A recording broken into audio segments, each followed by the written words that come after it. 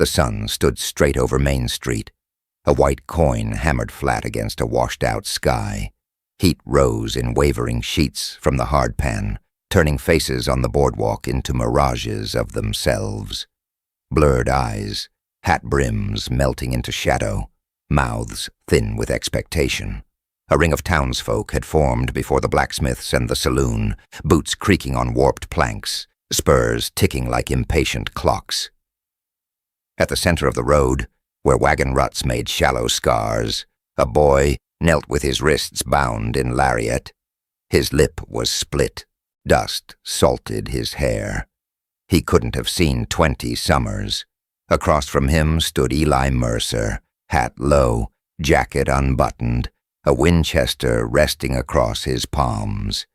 He looked like he'd been carved from the same pale wood as the hitching rails. Nothing fancy, strong grain, lines that told of weather and work. There was no tremor in his hands. There was no triumph either. "Do it, Eli," someone called from the shade of the freight office. "Make an example. Horse thievin' don't cure itself," another voice added. "Ain't no jury gonna fix what a bullet will." The sheriff stood to Eli's right, thumb tucked careless through his gun belt, star dull in the sun. Sheriff Cutler had a way of speaking that sounded like gravel poured slow from a pail. "Frontier law's plain," he said. "You caught him with your mare and the tack. That's enough. Finish it." Eli's eyes never left the boy. A fly lit on the lad's cheek, and the boy didn't flinch. His gaze worked like a stubborn knife. Down the barrel of Eli's rifle, up into Eli's face, as if trying to pry something open. Wind threaded the street and lifted the lariat's loose end, a whisper against the dirt. The freight office sign squealed in its hinges. Somewhere a piano banged 2 sour notes and fell silent. Eli eased a breath in, steady and slow. He felt the heat through the rifle's steel, the way iron gathered sun and kept it. He could hear his mare, Anodyne, stamping behind him at the rail, offended that her scent still clung to the boy's stolen saddle. He could taste salt and copper, old memories of other streets and other rings of faces when men wanted a thing, ended quick, so they could go back to their beer. "No," Eli said. The word didn't carry loud, didn't have to. The quiet took it and held it up so everyone could see. He lowered the Winchester until the muzzle pointed at the dirt. "I won't shoot an unarmed boy." The ring breathed out, a mix of shock and disgust. Someone spat hard enough to make sound. A woman on the hotel balcony shook her head like a curtain closing. Sheriff Cutler's jaw worked. "You brought him in. You set this table. Now eat." "I'll stand for a trial," Eli said. "If the town needs its feet of justice, let it be by law, not by heat and noise." "The law," Cutler said, "moved out with the morning coach. What we got is what we make." Eli looked at the boy. "Stand up if you can." The boy pushed to his feet. He swayed once, caught himself. The rope around his wrists dug deep, discoloring knuckles already swollen. His chin lifted a notch like a man about to be measured. When he spoke, his voice sounded sanded down. "Get it done, rancher. Folks like to eat, and I ain't worth more'n a mouthful." "You got a name," the Eli said. The boy stared straight through him, wary. "Jesse Pike. Who taught you to put a saddle on another man's mare, Jesse?" The hint of a grin touched the boy's split lip, a flicker of defiance dressed up like pride. Same men teach every poor soul in this territory, empty bellies and bad company. On the boardwalk, old Reaver, who'd lost 2 geldings last spring, barked a laugh that had no humor in it. "You hear that? He's clever. Put a clever thief in the ground, and you save yourself a dozen dumb ones down the line." Eli lifted his head. The heat made a halo on his brow. "This boy bleeds like you," he said. He breathes like you.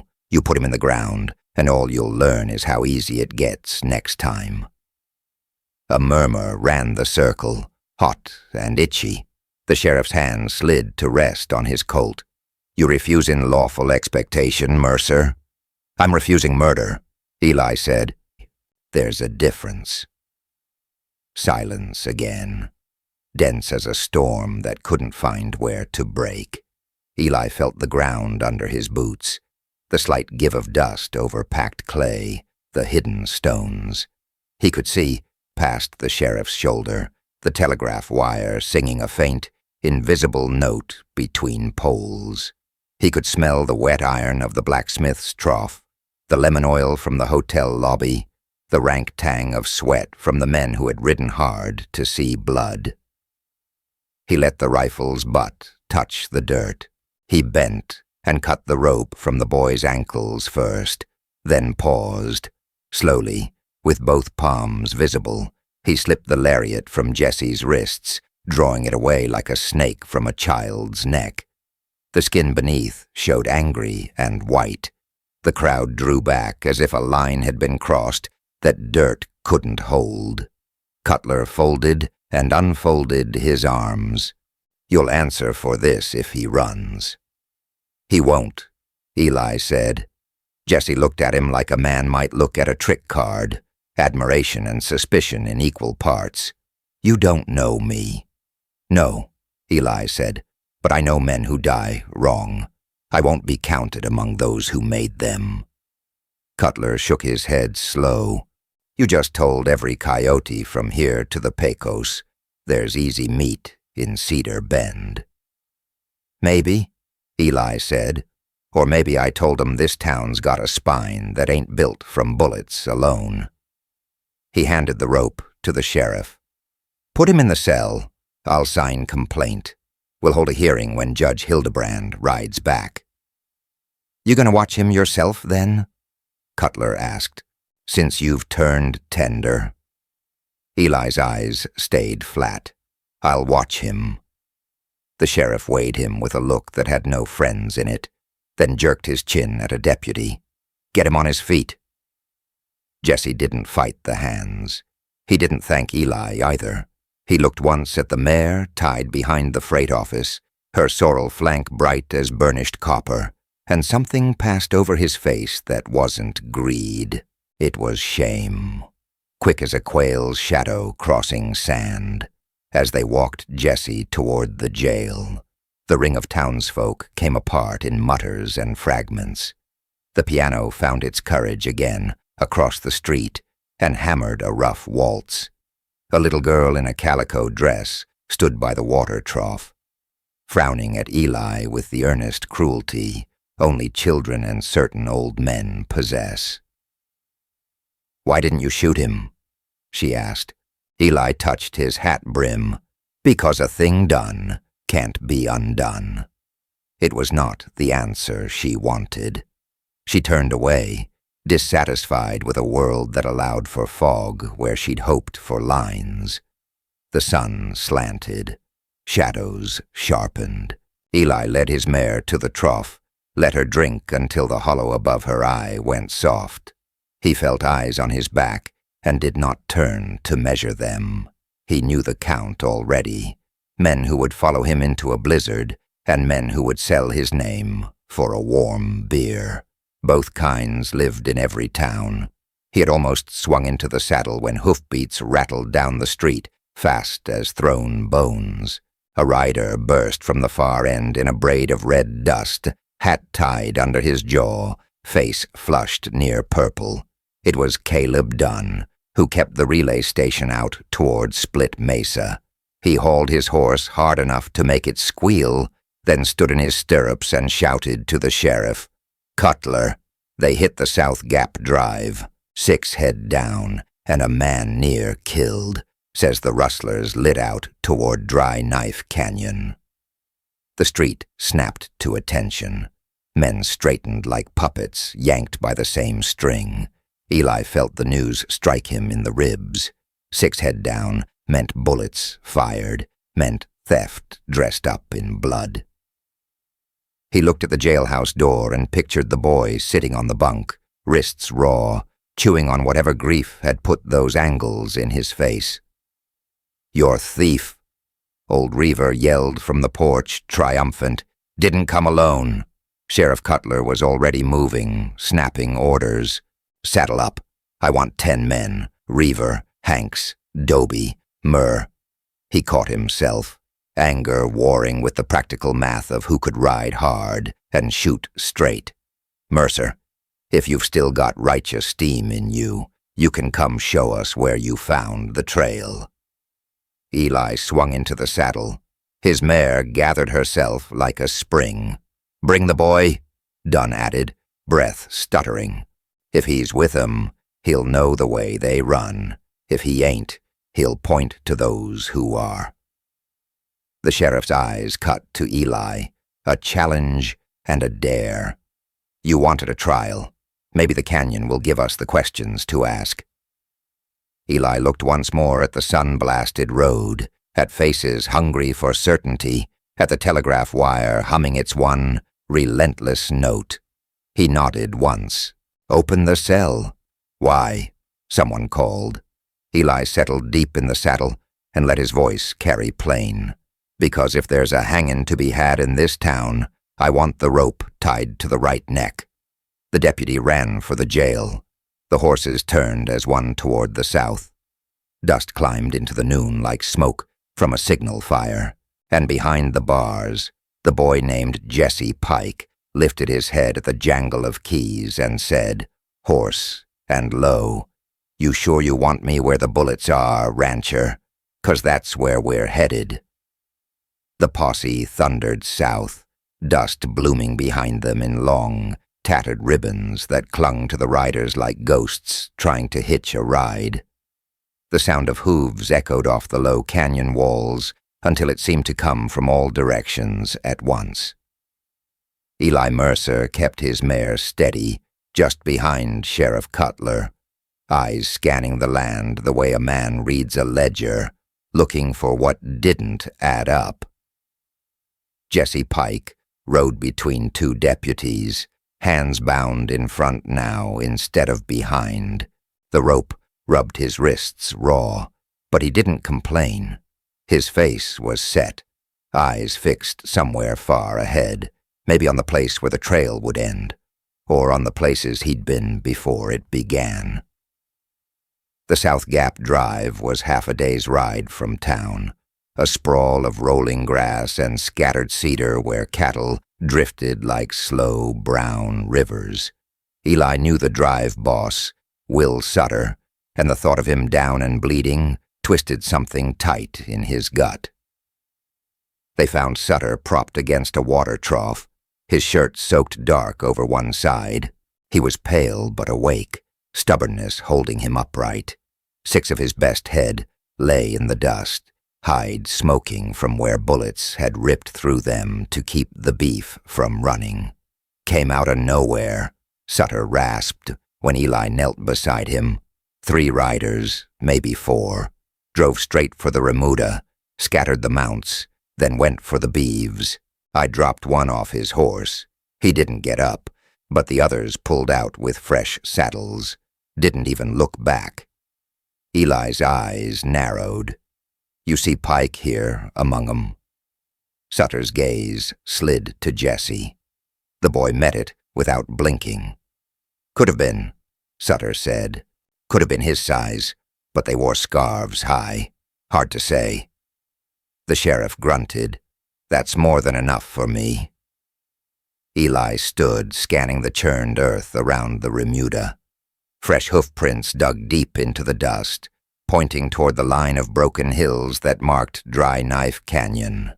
It was rough country. Twisting paths, blind turns, places where a man could disappear inside an arm's reach. The sight of the tracks pulled Eli's mind back to earlier that morning, before the heat and the crowd and the standoff in the street. He'd been alone then, riding the rim of Rattlesnake Wash on the way to check his south fence line.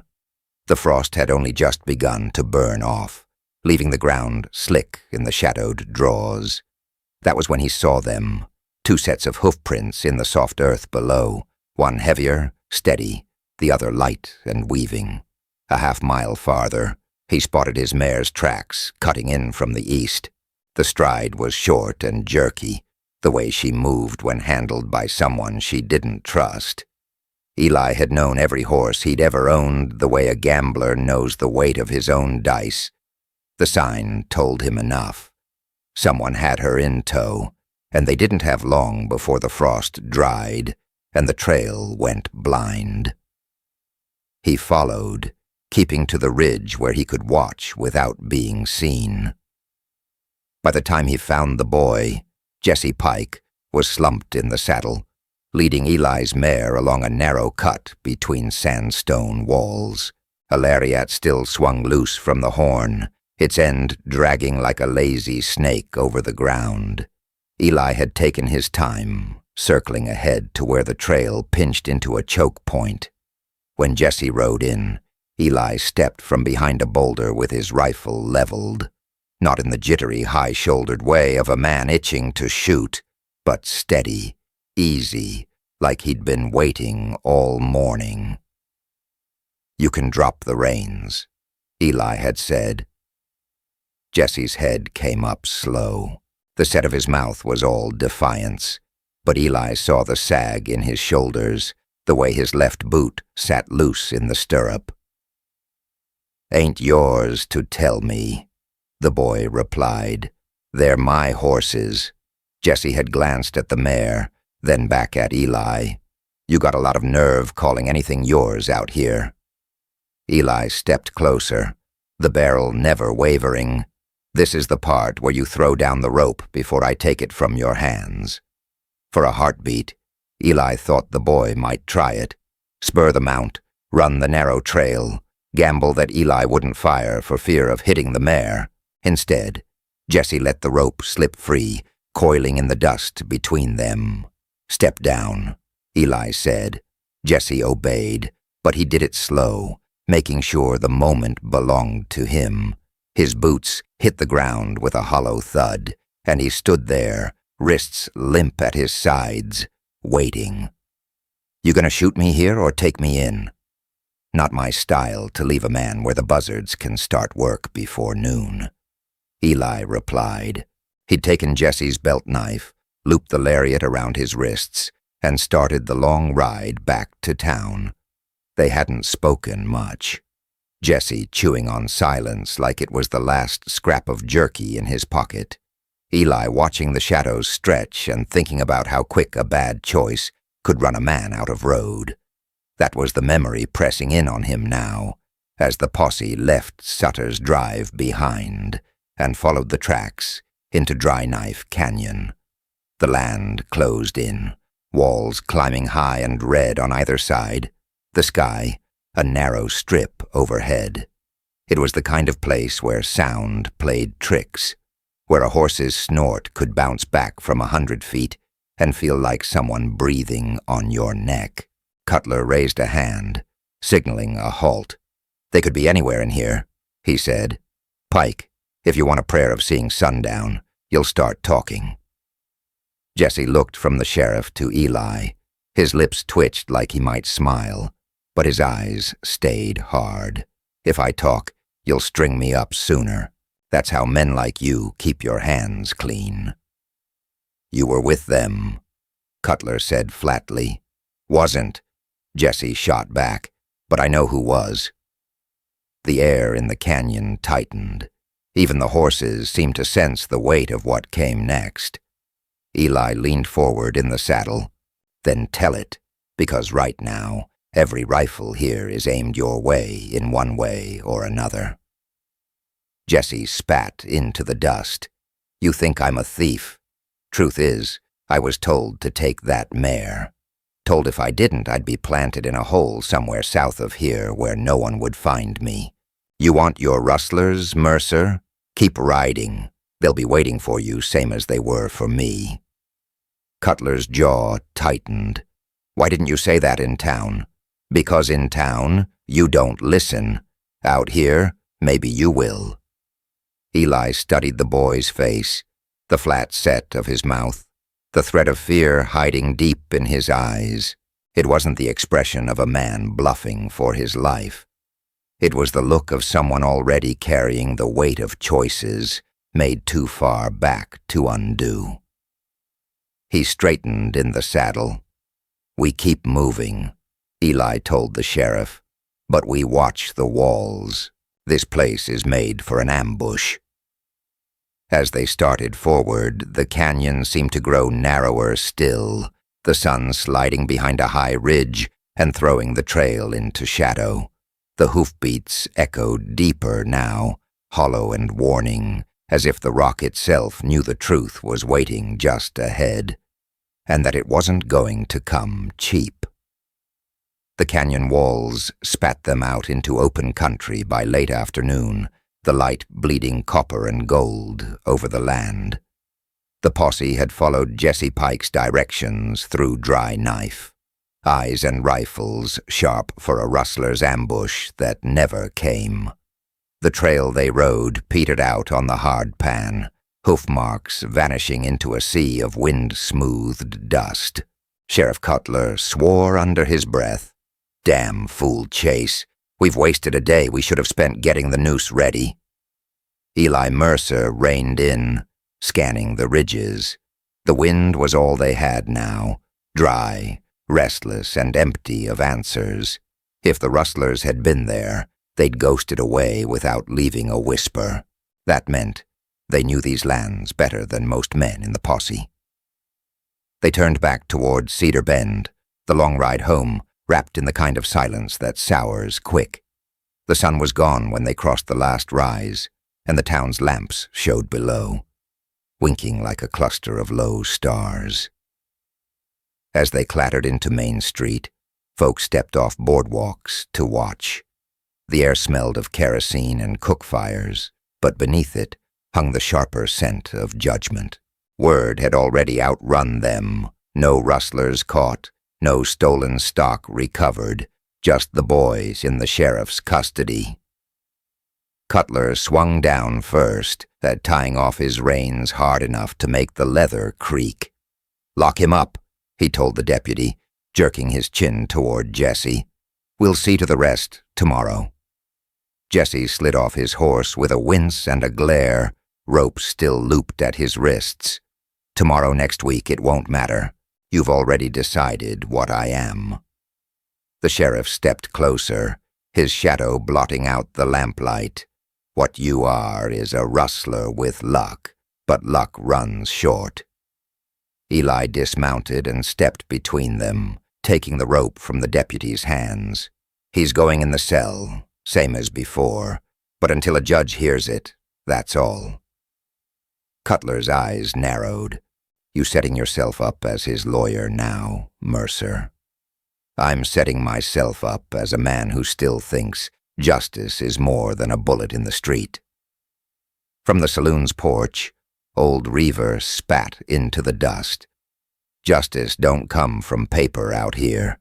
It comes from doing what needs done before trouble spreads." "That's the trouble," Eli said, turning to face the man. "Too many folks thinking their need is the same as the truth." A few heads nodded in the crowd, but more scowled. The murmurs started low, questions about Eli's backbone, about whose side he was on. Cutler didn't bother hiding his smirk.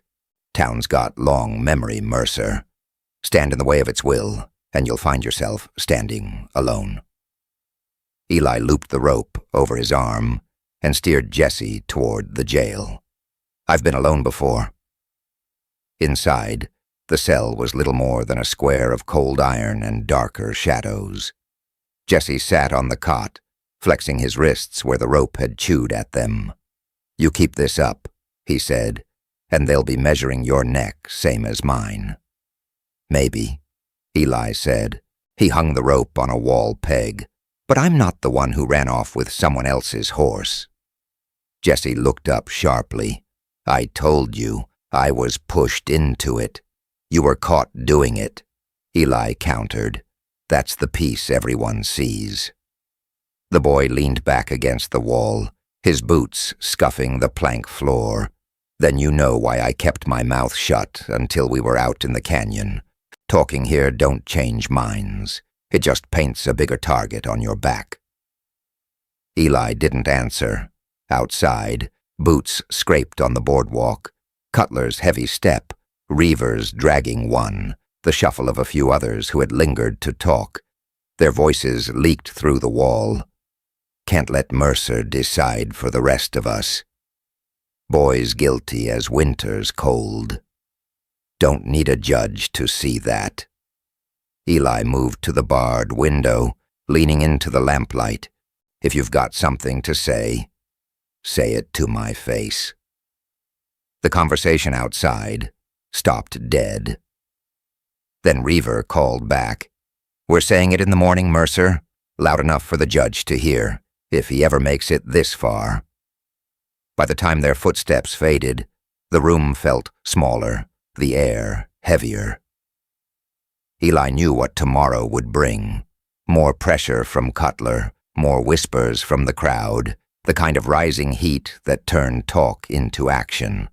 He poured 2 tin cups of water from the jug, sliding one through the bars to Jesse. Get some rest. You'll need it. The boy eyed the cup, then took it. You keep standing in my corner, Mercer, and you're gonna need it more. Eli turned down the lamp, but didn't leave. He sat in the chair by the desk, a rifle across his knees, listening to the jail's old timbers creak in the night. Sometime after midnight, a hand rattled the door latch. Eli's eyes opened without haste. If you're coming in, you'd better come honest, he called. The latch stilled, then footsteps retreated into the dark. When morning came, the street outside the jail was already alive. Merchants setting out crates, wagons rattling over ruts, the smell of frying bacon curling through the air, and over it all, the low, constant murmur of a town that had picked its villain and was settling in to watch the end. Cutler arrived just after sunup, leaning against the doorframe with his hat pushed back. Morning, Mercer, ready to do the sensible thing? If you mean let the mob decide, Eli said, I'm still not in that business. The sheriff's smile was thin. Then you'd better find a way to make your case. Judges still 2 days out. That's a long time to keep decent folks waiting. Decent folks don't string up a man without hearing him, Eli said. Out here, Cutler replied, they do exactly that when the man's guilty enough. Eli stood, stretching the stiffness from his shoulders. We'll see how guilty he looks after I start asking the right questions. The sheriff's gaze cooled. You do that, Mercer. But if you find answers you don't like, don't expect me to shield you from them. He left without another word, his boots ticking off the porch like a slow count to something no one wanted to reach. Eli turned to Jesse. You said you knew who the rustlers were. I do.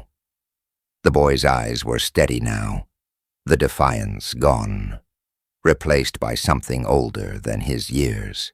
But telling you means telling the town, and telling the town means they'll be coming for me with the same rope they've already picked out. They'll come either way, Eli said. Only difference is whether you swing for something you didn't do, or for telling the truth about the men who did. Jesse's jaw tightened.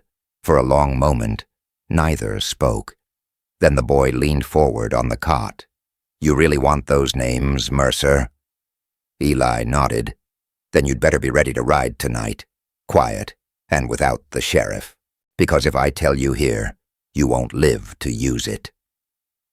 The lamplight caught in the boy's eyes, and Eli saw the shift, the choice to trade the safety of silence for the thin hope of being believed. It wasn't much, but in Cedar Bend, it might be enough to start a war. The jailhouse was still as a church after midnight. Outside, the wind stirred dust along Main Street, rattling a loose shutter on the undertaker's office. In the dim light of a single lantern, Eli Mercer sat at the desk, with his Winchester across his knees, watching Jesse Pike through the bars. The boy lay on his back on the cot, one arm thrown over his eyes, but Eli knew he wasn't asleep. "You gonna tell me," Eli said at last, "or keep playing the part they want you to?" The arm slid away, revealing eyes that glinted in the low light. "You won't like it." "Truth's rarely something you like," Eli replied, "but it's better than choking on lies." Jesse sat up, elbows on his knees. "The mare, I didn't pick her out myself. Men told me which horse to take, how to do it, even where to ride when I left your place. Said if I didn't, they'd put me in a hole so deep no one'd smell me rot."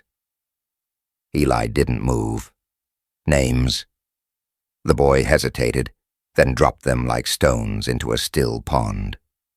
Wade Ketchum, Boone Mathers, and a third one they just called the Boss.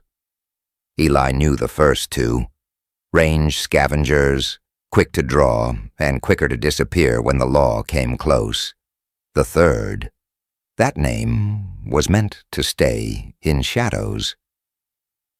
"They're working for someone bigger," Jesse continued, "rustling stock, but not to sell quick. They're moving them in stages, branding over the marks, keeping the herds hidden until it's safe to sell." Eli's mind ticked through the brands he'd seen on the stolen cattle at South Gap. Fresh burns, edges still ragged. It fit too neatly to ignore. "And they wanted my mare because she's strong, fast, and the boss said no one in his right mind would risk stealing her unless he had permission. Me riding her was supposed to be a message." "Message to who?" Eli asked. "Didn't say, but they sent a man to wait for me at the canyon mouth. When you caught me, that man would have ridden off to tell them the job failed. After that," he shrugged, "they don't leave loose ends." Eli leaned back, the chair creaking. "So you were the loose end." Jesse's mouth twisted. "Still am." For a while, neither spoke. The lantern hissed softly, and somewhere down the street, a dog barked once, twice, then fell silent. "You tell this to Cutler," Eli said, "and he'll have you in front of a rope before you finish the sentence." "I figured as much." Eli stood, unlocking the cell. "You're coming with me." The boy blinked. "Where?" "Quiet ride. We'll see if your story walks on its own legs."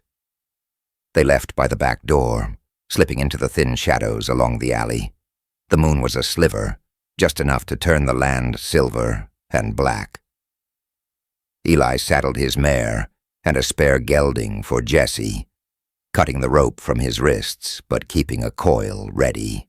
They rode south, away from the hills, toward a low stretch of prairie where Eli knew the trails converged before spilling into the canyons.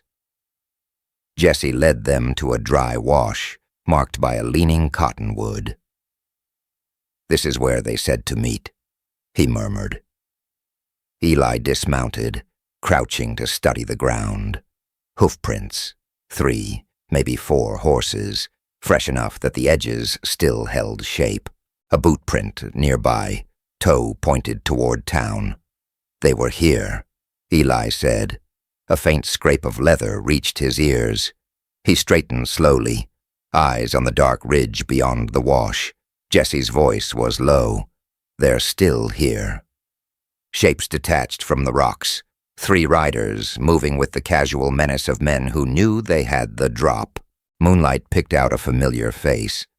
Wade Ketchum, tall, shoulders like fence posts, grin too wide for a man with a rifle in hand. "Well, hell," Ketchum drawled, "if it ain't the boy who ran, and the rancher who's been playing lawyer." Boone Mathers flanked him, lean and sharp-faced, a pistol hanging lazy from his fingers. The third man stayed in shadow, but Eli could feel his eyes, measuring the scene. "Boss ain't pleased," Ketchum said. "Says a lesson's in order."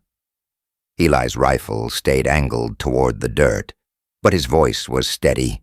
That lesson gonna involve killing a rancher and a boy in cold blood. Ketchum shrugged. Cold, warm, don't much matter. Jesse shifted in the saddle, his hands tightening on the reins. You said I'd walk after the job.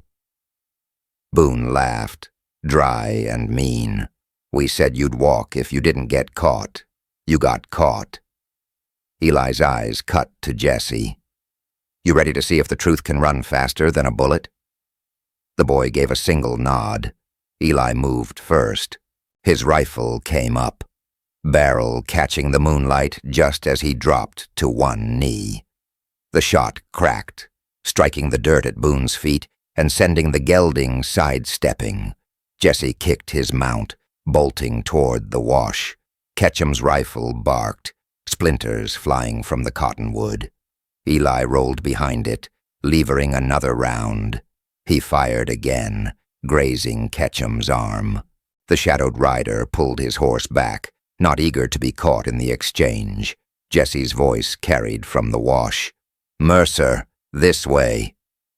Eli backed toward him, firing twice more to keep the rustlers' heads down. They plunged into the wash, the horses' hooves drumming on the hardpan. Behind them, shouts rose, but no pursuit followed. The rustlers were too busy licking their wounds and reconsidering the odds. They didn't stop until the town lamps showed faint on the horizon. Eli slowed his mare, breathing hard. You just made yourself their priority, Jesse. The boy's smile was thin but real. Guess that makes two of us. By the time they reached Cedar Bend, dawn was ghosting the sky. They tied the horses at the jail's rear and slipped inside unseen. Eli poured water into the basin, splashing his face. Tomorrow we go to the drive boss. If he backs your story, we'll take it to the marshal. And if he doesn't? Jesse asked. Eli looked at him over the basin's rim. Then you'd better hope my word's still worth more than theirs. The boy didn't answer. He didn't need to. They both knew that out here, truth was only as strong as the man willing to stand behind it, and as fragile as the next man's bullet. By midday the next day, the sun blazed hard enough to bleach the sky, the light bouncing off pale rock like hammered tin. The air in Cedar Bend felt tight. Folks watching Eli Mercer and Jesse Pike from porches, muttering to one another as they passed. The town had a taste for blood now, but not all agreed on whose it should be. Eli had spent the morning moving quiet, gathering what he needed: extra cartridges, 2 coils of rope, and a pair of battered tin lanterns with cracked glass. He packed it all in his saddlebags, checking each piece the way a gambler shuffles cards before a high-stakes hand. You sure about this? Jesse asked from the stable doorway. His wrists were free now, though Eli had made him swear not to wander without him. No, Eli said, cinching the girth tight on his mare. But if we let Ketchum and his crew vanish again, they'll keep working. Might be my cattle next time, might be someone else's. Only difference will be the number of graves. Jesse leaned on the stall post, eyes narrowed against the sun. They'll know we're coming. Good, Eli said. That's the part that makes them move wrong. The plan was simple in shape, dangerous in detail. Jesse would ride into Dry Knife Canyon just ahead of dusk, lantern swaying from his saddle horn. The rustlers would think he'd come back to finish the job, or beg for a place to hide. Eli would already be waiting in the rocks above the choke point, rifle ready. Lanterns hung at staggered distances to make it look like more men were posted. By the time the sun dropped behind the ridges, they were in place. The canyon's walls drank the light quick, leaving the floor in shadow while the sky still burned. Eli crouched in a notch between 2 slabs of red stone, his mare tethered out of sight. He could hear Jesse's gelding clop slow along the sandy trail below, the lantern swinging like a lazy pendulum. The first voice came from the shadows ahead. "Well, well, the runaway comes back." Wade Ketchum rode into view, Boone Mathers just behind him. The third man, the one Jesse called the boss, hung back, face still swallowed by the gloom. Jesse kept his mount moving, slow and casual. "Figured I owed you boys an explanation." "Explanation don't put money in my hand," Boone said, his grin all teeth. "That's so?" Jesse said. "Maybe this will." He reined in, tipping his chin toward the rocks. Ketchum frowned. "What?" The crack of Eli's rifle cut him off. The shot didn't hit flesh. It slammed into the rock an inch from Boone's boot, spraying grit and making his horse sidestep hard. Ketchum swore, whipping his head toward the ridges. "Ambush!" Eli chambered another round, his voice carrying down. "Drop your rifles and step away from the boy." The boss finally moved, his horse sidling into a shaft of light. Eli's jaw tightened. He knew that face. Curtis Vale, a rancher who'd been holding land just north of the White Mesa boundary. Vale had a clean record on paper, but a filthy reputation in the wind. "Mercer," Vale called, his voice rich with mockery. "Didn't expect you to stick your nose in my business." "Your business is theft," Eli said, "and you've been sloppy enough to leave witnesses." Vale laughed. "One half-grown outlaw and one stubborn fool, that's your case? Add 6 stolen head and a wounded drive boss," Eli said. "It's enough to get the marshal riding this way." Ketchum's eyes flicked toward Vale. "Boss, maybe we—" "Shut it," Vale snapped. His hand drifted toward his holster. Eli shifted, sight steady on Vale's chest. "You pull, and you won't finish the draw." For a moment the canyon held its breath. Then Jesse spoke, his voice louder now. "Tell him the rest, Vale. Tell him why you had me take his mare." Vale's mouth twisted. "Don't matter." "It does," Jesse pressed. "You wanted him looking my way so you could run the cattle east without him noticing. You were counting on the town hanging me before I could say your name." Boone shifted in the saddle, unease slipping through his smirk. "That true, boss?" Vale's glare shut him up, but the damage was done. "You can end this clean," Eli said. "Drop the rifles, ride out of here, and face the marshal, or you can keep trying for the hard way." For the first time, Eli saw something flicker in Vale's eyes. Calculation. Then the man smiled slow, cold. "Hard way suits me fine." His hand blurred toward his pistol. Eli's shot took the brim off Vale's hat, snapping his head sideways. Ketchum's rifle came up, but Jesse kicked his gelding into him, knocking the barrel skyward as it fired. The sound roared in the narrow walls, spooking every horse in the group. Boone tried to turn his mount, but Eli fired again, the bullet kicking up dust at the horse's hooves. Boone dropped his pistol, swearing. "You're boxed in," Eli said. "One more round, and it won't be a warning." Ketchum cursed under his breath, letting his rifle drop. Boone followed, hands raised. Vale sat rigid for a heartbeat longer, then tossed his pistol into the dirt. "Smart," Eli said. "Now dismount." They obeyed, moving slow. Eli kept the rifle steady as he climbed down from the rocks, binding their hands with the rope he'd brought. Jesse retrieved the scattered guns, tossing them into his saddlebag. "You've just bought yourself a trip to town," Eli told Vale, "and a hearing in front of the only law still worth the name." Vale's smile didn't reach his eyes. "You think this ends with a hearing?" "No," Eli said. "It ends with proof. The hearing's just where we start." They rode back in a grim procession, the prisoners bound and silent. The lanterns swung from Eli's saddle now, their cracked glass throwing shards of light on the canyon walls, like the place itself was marking the path for the law to follow. By the time they reached Cedar Bend, the street was lined with faces again.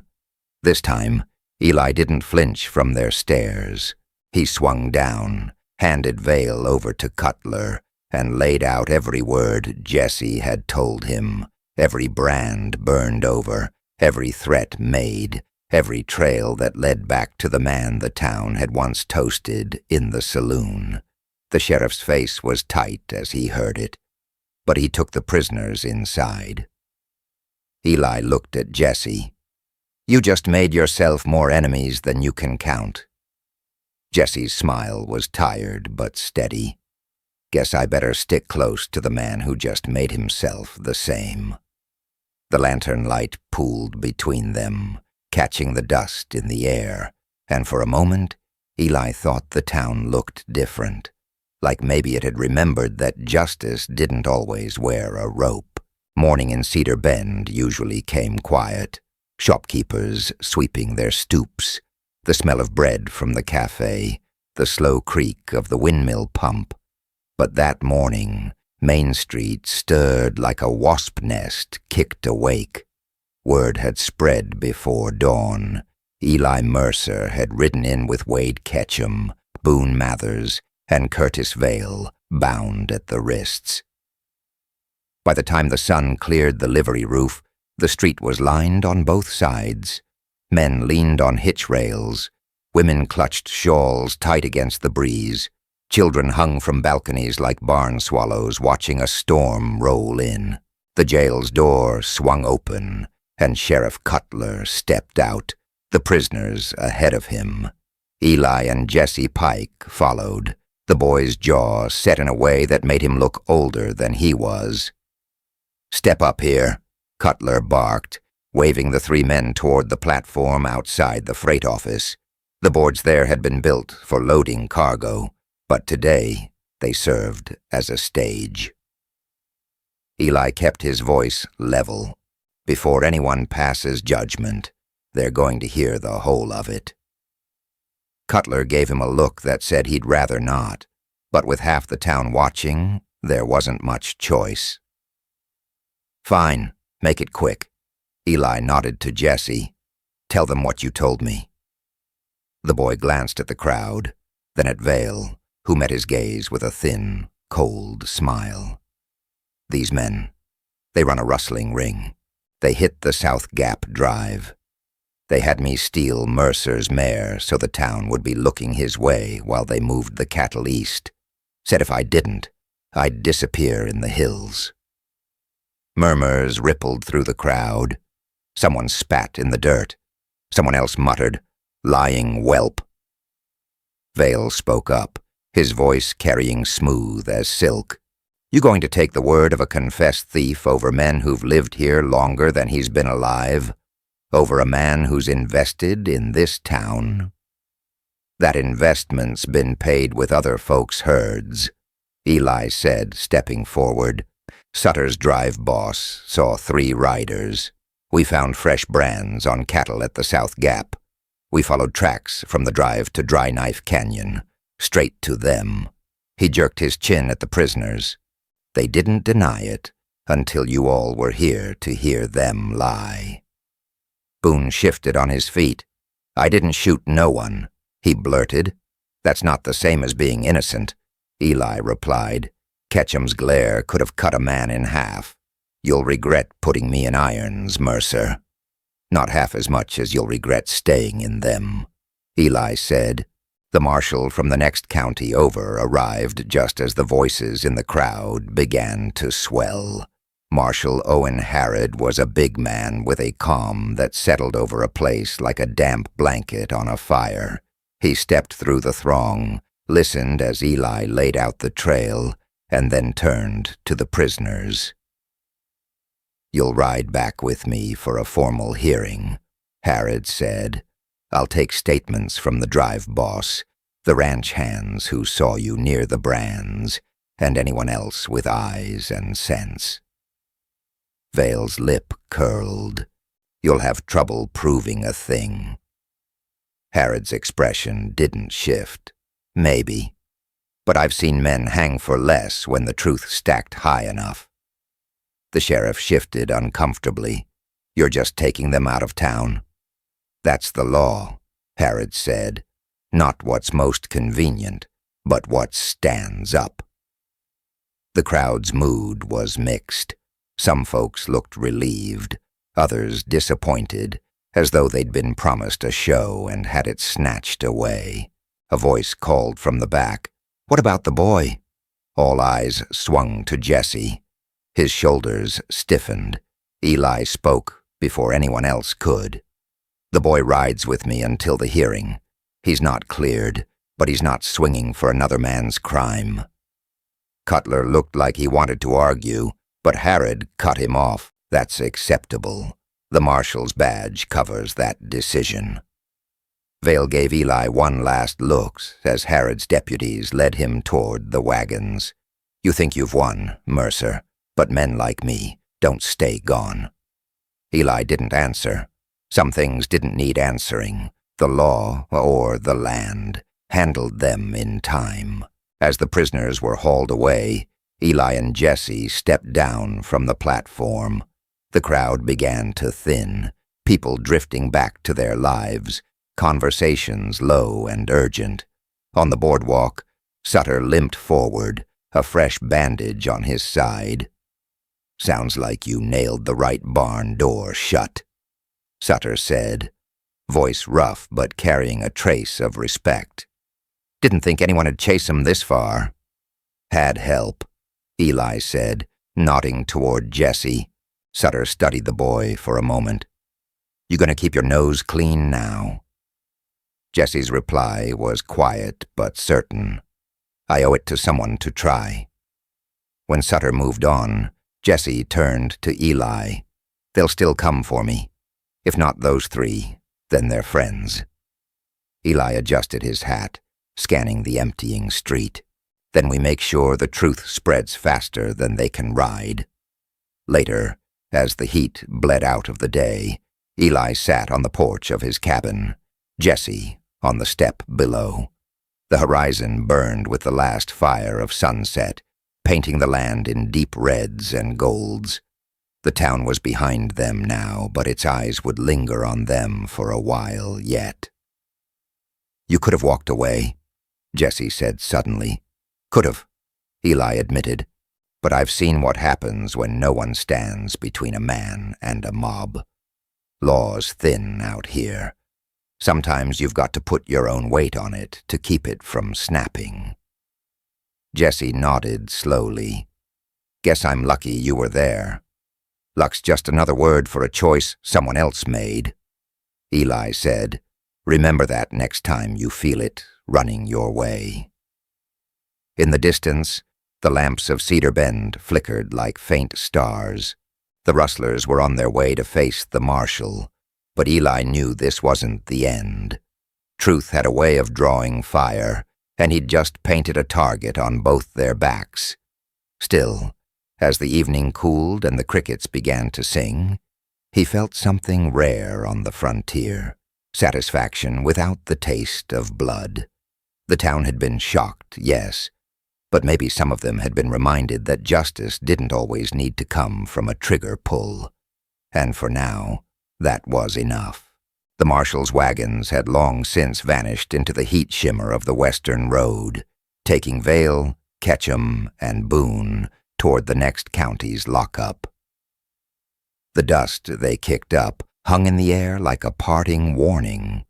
Cedar Bend, though quieter now, still carried the echo of the morning spectacle, conversations spilling in low voices from the mercantile, the cafe, and the saloon porch.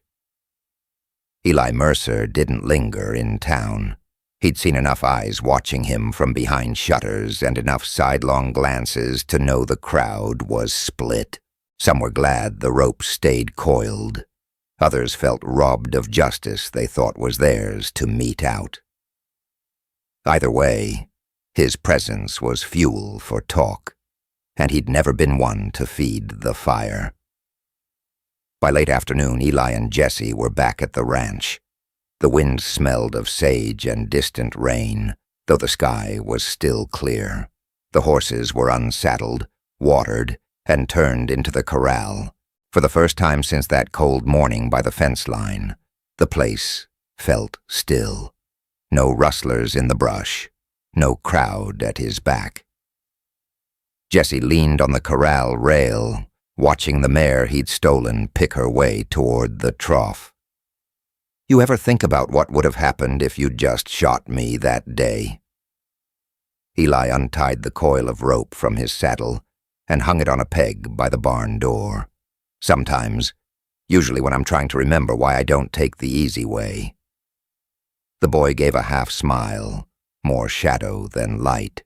"Guess I owe you for that." "You don't owe me," Eli said, walking toward the porch. "You owe yourself, and if you want to pay it down, you keep clear of men like Vale." They sat on the porch steps as the sun began to fall, painting the world in amber and rust. From here, the land stretched wide, the grass moving like slow water in the wind. The quiet was heavy, but not unfriendly. After a while, Jesse reached into the bundle he'd been carrying since town. He unfolded it slowly, revealing Eli's worn trail coat. "Figured you might want this back." Eli looked at it, then at him. "You could keep it. Might get cold nights ahead." The boy shook his head. "This coat, it's not just something to wear. Not anymore. It's the reason I'm sitting here and not in a pine box. Feels wrong to keep it like it's mine." Eli took it, the weight of the wool settling in his hands. It still held the faint scent of dust and wood smoke, and now, maybe, a trace of the road they'd ridden together. Guess it's had two owners now. Both times it ended up back here. Jesse's gaze drifted toward the horizon. "You think the town'll remember what happened? Or just that you let a thief walk?" "They'll remember what they want," Eli said, "but some of 'em saw the truth. That's enough for me." The light shifted, shadows stretching long across the yard. Somewhere far off, a coyote called. "You staying?" Eli asked after a moment. Jesse hesitated. "Marshall said I could ride on, maybe find work somewhere folks don't already have a name for me." "Could work here," Eli offered. "Honest pay, decent food. You'd learn what the land teaches, if you're willing." Jesse studied him, as though weighing whether the offer was a test. "I'd have to earn it." "That's the idea," Eli said. The boy gave a slow nod. "Then maybe I'll stay. For a while." From the porch, they watched the sun sink into the far hills, the sky bleeding into deeper colors, rose, then violet, then the dark of oncoming night. A breeze came down from the ridges, cool against the day's heat, carrying the faint smell of rain that still hadn't shown itself. In town, no doubt, the story was already twisting. Some saying Eli had been a fool, others claiming he'd played the long game. But out here, away from the weight of their voices, the truth felt simple. A man had made a choice, and another man, still more boy than man, had a chance to make his own from then on. As the first stars began to wink into the dark, Eli slipped the coat back on. It fit the same as it always had, like it belonged to the road and the weather more than to him. Jesse sat beside him in the fading light, the unspoken promise of work and change hanging between them. Neither said much else. They didn't need to. On the frontier, trust wasn't declared. It was shown one day at a time, under skies that didn't care for speeches. Somewhere out there, Vale's friends might already be plotting. Trouble didn't end because a man was locked in irons. But for tonight, the wind was soft, the land was quiet, and the rope stayed on its peg. And that, Eli thought, was as close to peace as the West ever gave. The trail of dust from the marshal's wagons had long since faded, but the choices made in Cedar Bend lingered like tracks, pressed deep into hard ground. Eli sat on his porch, the coat resting over his knees, the last light of day turning the land to gold. Justice here was never clean, more a shifting balance between what was right and what could be done without tearing the town apart. He thought of Jesse Pike, still in the barn settling his bedroll, a boy who had been a thief by circumstance, not by nature.